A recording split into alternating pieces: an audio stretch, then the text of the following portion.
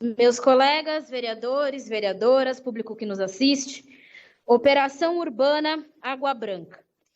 Eu acho que, antes de qualquer coisa, antes da gente entrar no mérito, é muito fácil aqui para a gente que é vereador, que está nessa Câmara, chegar falando palavras que muitas vezes a própria população de São Paulo tem dificuldade de entender, isso dificulta o nosso debate. Então, vamos começar do começo.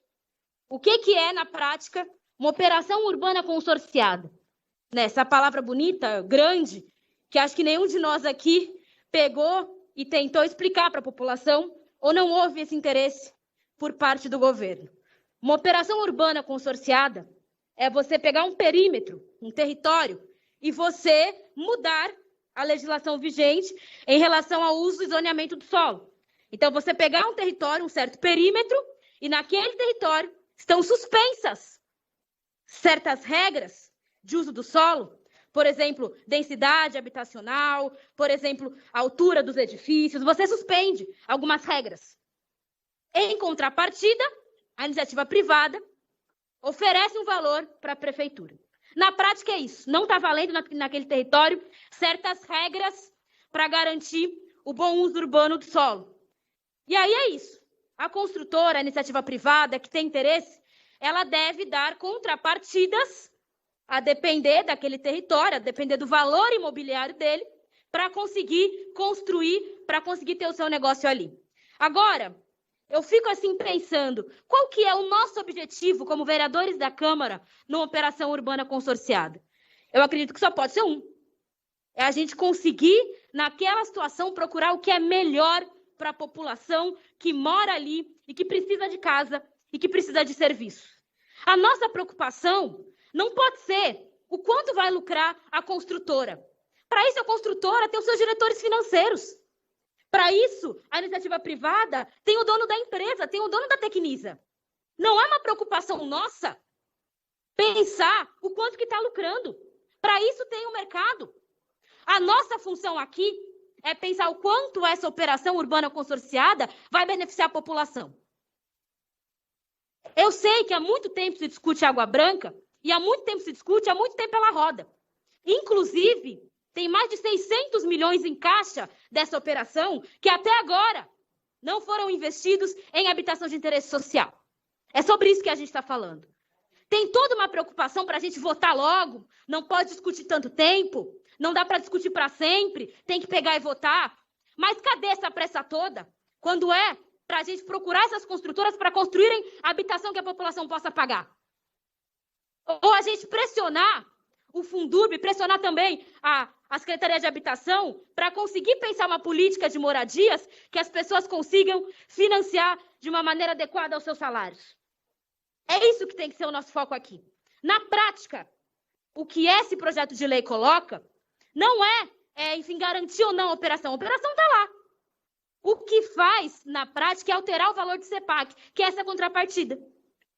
Alterar o valor de CEPAC, é abaixar o valor de CEPAC. Na ideia da tal da tabela dinâmica, se você aplicar, se você baixar ali do que seria 800, 900 reais o metro quadrado para 200, você diminui em 1/3 a capacidade de investimento da prefeitura, que é o que nos interessa, e não investimento do mercado, a capacidade de investimento da prefeitura em fazer habitação social, em fazer serviços de educação, de saúde, de cultura, de lazer. É isso que a gente vai estar provando aqui? Eu gostaria de lembrar os senhores do seguinte: a habitação de interesse social, HIS, está isenta de CEPAC. Eu vi aqui alguns vereadores falando que tudo bem você abaixar o valor do CEPAC, porque aí, que é essa contrapartida, porque aí o mercado imobiliário vai se interessar em fazer moradia de interesse social de baixo valor. Isso é mentira. Isso é mentira. A habitação de baixo valor já tem uma série de isenções que estão previstos. Também gostaria de lembrar uma coisa. Eu vi aqui o argumento de que a gente precisava estimular o setor imobiliário. Eu queria lembrar uma coisa. Tem vários setores na pandemia que perderam agora nessa crise. Setor de comércio perdeu, setor de alimentos perdeu, bares e restaurantes perderam. Pequenos negócios, estética, cabeleireiro, principalmente negócios pequenos, perderam na pandemia, na crise. Grandes construtoras imobiliárias não perderam. Olhem os números. vírus.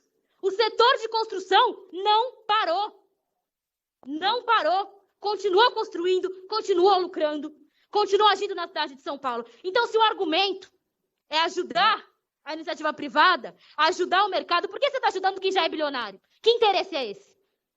Não tem nenhuma necessidade de aqui a Câmara Municipal de Vereadores de São Paulo se preocupar mais com quanto está bem o mercado imobiliário e não com a falta de moradia que nos assola. Eu gostaria de colocar o seguinte: nós do PSOL, a gente quer que a operação urbana consorciada, que é um acordo em relação ao uso do solo, em relação às regras que são colocadas entre o poder público e a iniciativa privada, eu quero que nós, vereadores de São Paulo, a gente interfira sobre essa operação pensando no que é melhor para a população. Por isso, eu acho que a primeira coisa que a gente tem que se focar aqui é porque essa operação tem 600 milhões em caixa e não se fez nenhum tipo de estímulo à construção de habitação de interesse social. O que está parado? O que falta? É isso que tem que, nesse momento, guiar a nossa ação. Também gostaria de colocar que não é possível a gente votar em segunda, ou seja, votar de forma definitiva essa questão, sem a gente ter audiências públicas e reuniões com o Conselho Gestor. Isso não se faz de um dia para o outro. Isso não se faz chamando uma audiência com 3 dias de antecedência. Isso se faz, de fato, conversando com a população do local, entendendo as necessidades e tendo foco na prioridade. A nossa prioridade não pode ser o lucro da construtora, porque nesse momento, a maneira como esse projeto está sendo apresentado, a única preocupação dele é o quanto a Tecnisa vai lucrar.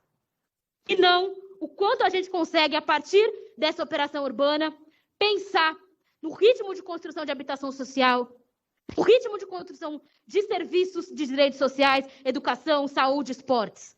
Isso que deve ser o nosso foco. Não tem mistério. É um projeto complexo, é um projeto difícil, mas se você pegar e estudar, ele é de um entendimento relativamente tranquilo. E é isso que a gente tem que debater com a população de São Paulo. Uma operação urbana como essa, que envolve centenas de milhões de reais, não pode ser feita de qualquer forma, principalmente numa nova legislatura. Então, sim, insisto que a gente só vote esse projeto quando a gente tiver um plano real para aquela área que inclua habitação social e que tenha prazo para isso, até quando as construtoras vão pedir incentivo e nada de contrapartida, nada de habitação social. Nesse momento não tem nada na Água Branca, tem um monte de empreendimento de alto padrão subindo, sendo erguido. E as tais das habitações sociais que lá atrás estavam previstas, nada. Enquanto isso não for resolvido, para nós não tem votação.